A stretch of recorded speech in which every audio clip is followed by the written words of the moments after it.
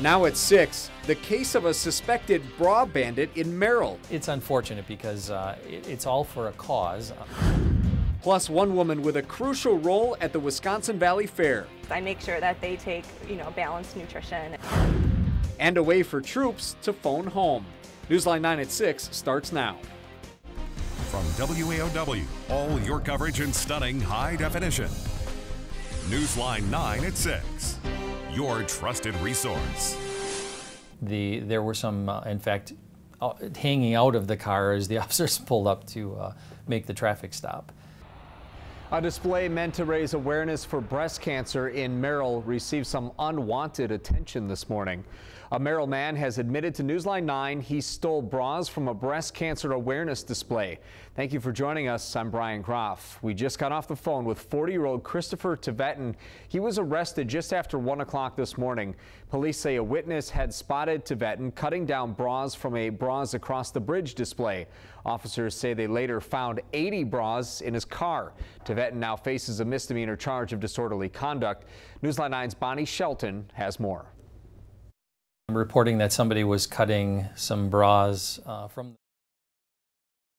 In Merrill, Bonnie Shelton, Newsline 9. Thank you, Bonnie. We did speak with Christopher Tivetan by phone just a few minutes ago, and he told us he admits to cutting the bras down. He also said, quote, "That's not how I view breast cancer awareness, by hanging bras all over the place," end quote. Tivetan is free on a signature bond. His next court date is set for August 30th.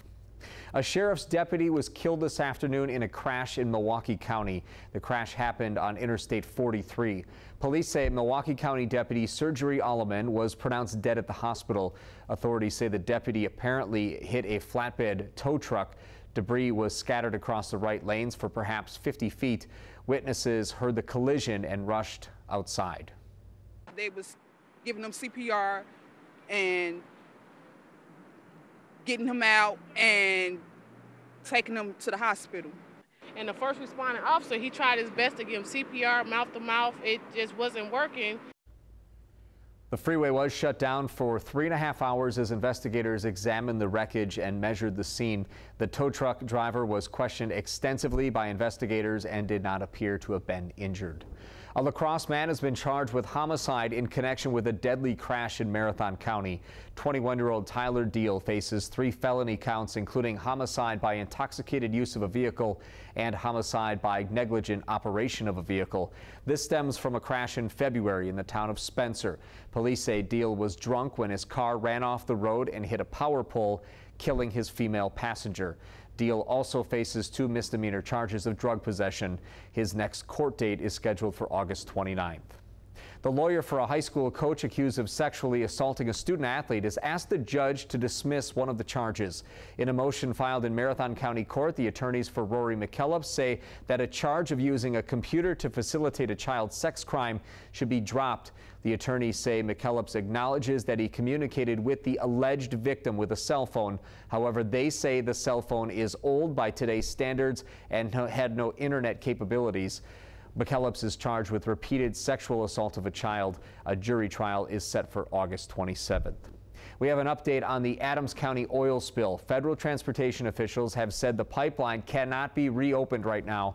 About 1,200 barrels of oil have leaked in Grand Marsh. Enbridge Energy Partners operates the 427-mile pipeline. It carries crude oil to Chicago area refineries. The pipeline ruptured on Friday afternoon. Today, the U.S. Department of Transportation blocked the company from restarting the pipeline until it submits a restart plan. The company is also being asked to analyze the failed pipe and bring in an independent evaluator to investigate. Newsline 9 did try to reach Enbridge for comment, but our calls were not returned. Time for our first check on the weather with Tony, and things are pretty calm outside. Yeah, it's a great summer evening. Nice way to finish up the month of July here. Let's see how fine it is. We're just dealing with partly cloudy skies, and well, it's fairly comfortable. Temperatures around 80 yet in much of the area, and no precipitation. What's new, right? Coming across Wisconsin, just a few little bands of clouds. There are a couple of tiny showers in parts of Minnesota and South Dakota. Now this evening readings will fall back into the upper 70s in the next few hours, down to a very pleasant 57 overnight. You can certainly open the windows up and let the cool air in tonight. Coming up in a few minutes, though, we're going to talk about warmer conditions coming our way, more humidity, and possibly some rainfall as well. Get all those details when I come back. All right, we'll see you in a few minutes. Thank you, Tony. The 144th annual Wisconsin Valley Fair makes its way back to Wausau. The fair gates open at noon today. From cheese fries to cheese curds, there's something for everyone to try. Fair organizers arrived days in advance to take a look at the grounds and set up rides and booths. Organizers say they made last-minute safety inspections before opening up to the public. It really boosts the economy, and like I said with the vendors here, these are most of these are nonprofit groups, so it helps return money back to the kids. This year's fair brought many new exhibits. These royal white tigers are already a crowd favorite. Every year the fair brings people and exhibits from all over the country. Organizers say they expect thousands of people to visit Marathon Park during the week, and that's where we find Newsline 9's Emily Neubauer joining us live. Emily, how's it looking out there? Well, as you can see, people have already started to file in for the first concert of the annual Wisconsin Valley Fair. Now, tonight's performer is popular country band Thompson Square. But before these big stars can hit the stage, they hit the buffet. Chris McCaslin has been serving breakfast, lunch, and dinner to Wisconsin Valley Fair's biggest stars for 5 years. She's the one that organizes all the meals for each performer throughout the week. McCaslin has met big names like the Beach Boys, Phil Vassar, and today she served lunch to tonight's performer, Thompson Square. McCaslin says this kind of backstage access is a show all on its own. One band wanted a gnome, and I asked them the story behind that later. I'm like, well, here's your lawn gnome, but why? And they just laughed. They're like, we just wanted to see if people would do it.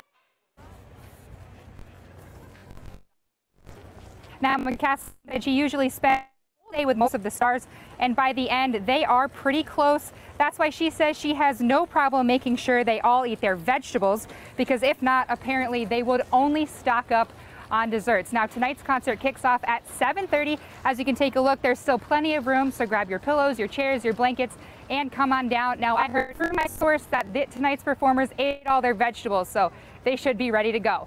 Live at the fair, I'm Emily Neubauer, Newsline 9. It's important to eat those vegetables, especially when you get a chance to eat some dessert. Boy, those things look pretty good. We did ask you what your favorite thing is about the fair. Here are some of your tweets. One viewer likes the 4-H exhibits. For @HeyIt'sRach, it's all about the rides. Those 6 exclamation marks say it all. And our own Sean Giggy says, having grown up with a family of hog farmers, my choice is obvious. We want to hear more of your favorite things from the Wisconsin Valley Fair. Just send us a tweet, making sure to include hashtag Newsline9. And to see mine, all you have to do is head to Twitter, look under the Newsline9 hashtag. A nonprofit group and a telecommunications giant are joining forces to help soldiers overseas. Representatives from AT&T and the group Cell Phones for Soldiers held a press conference with Governor Scott Walker today. They announced the donation of 600 prepaid calling cards for Wisconsin National Guard troops and reservists so they can call their families back home for free. We know how important it is for our service members to call home to their families while overseas, and we are proud to help make that happen. Imagine the parents when they get that phone call and it says, Mom, Dad, it's me, I'm okay. It goes a long way to supporting this military and supporting this nation. Cell Phones for Soldiers is also encouraging people to donate their used cell phones at any AT&T store. Their parts are recycled for cash, and that money goes toward the calling cards. Still ahead, transforming an old building into something new. Up next, the unique project that's taking shape in downtown Wausau.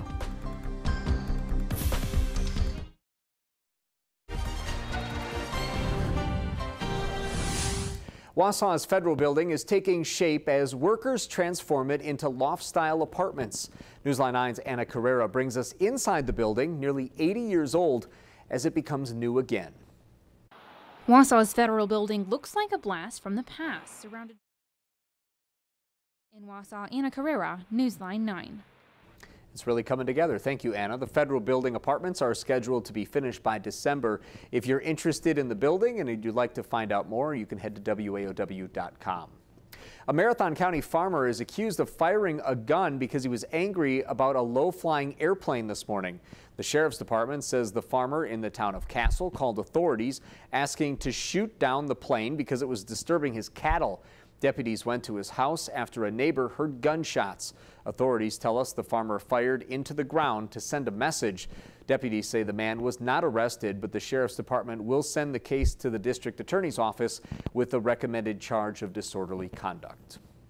The Marshfield Clinic will soon be seeing more than $30 million in renovations. Newsline 9 received calls and messages from some of our viewers wondering how these changes could come about just after the clinic announced more than 100 job cuts.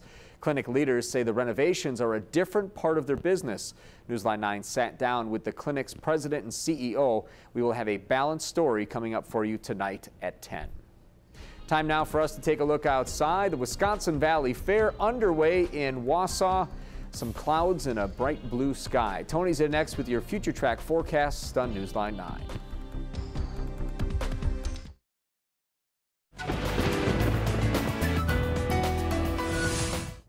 Well, another dry summer day here across central and northern Wisconsin. Here's the time lapse for Sky Day. Back to the 80s Monday and Tuesday. Yes, Brian. It will. All right. Thank you, Tony. We have some new high-flying pictures up on our website. These are snapshots of eagles taken around north central Wisconsin, and the pictures show just how majestic these huge birds really are. If you'd like to take a look, head to our webpage, WAOW.com. Look under the Eagle slideshow. In sports, Laura Majera takes us on a fishing adventure in Wausau. Plus, one Packers player will miss the season opener. Find out why. Sports is next.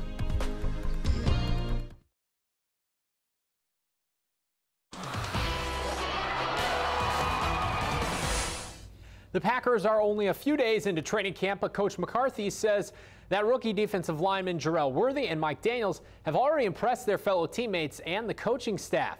Most rookies are a bit tentative early in camp, but not these two. Their hard work, energy, and intensity is showing up on film and has led to a new McCarthyism, juice. The coach says these two bring a lot of juice, so where does that juice come from?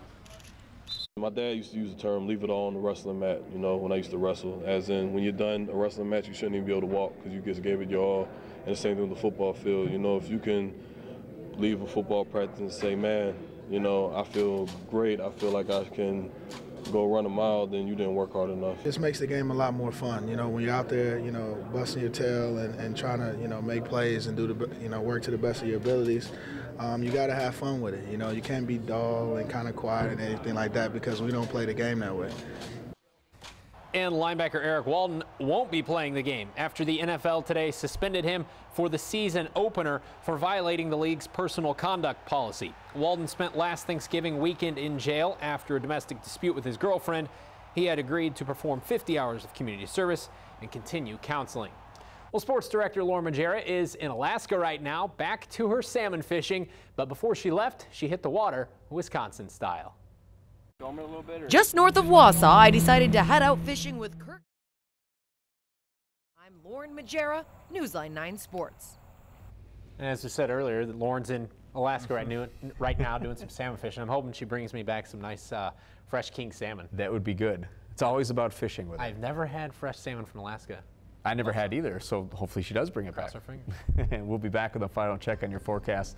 Plus, you know what they say about the best laid plans, how this one went awry.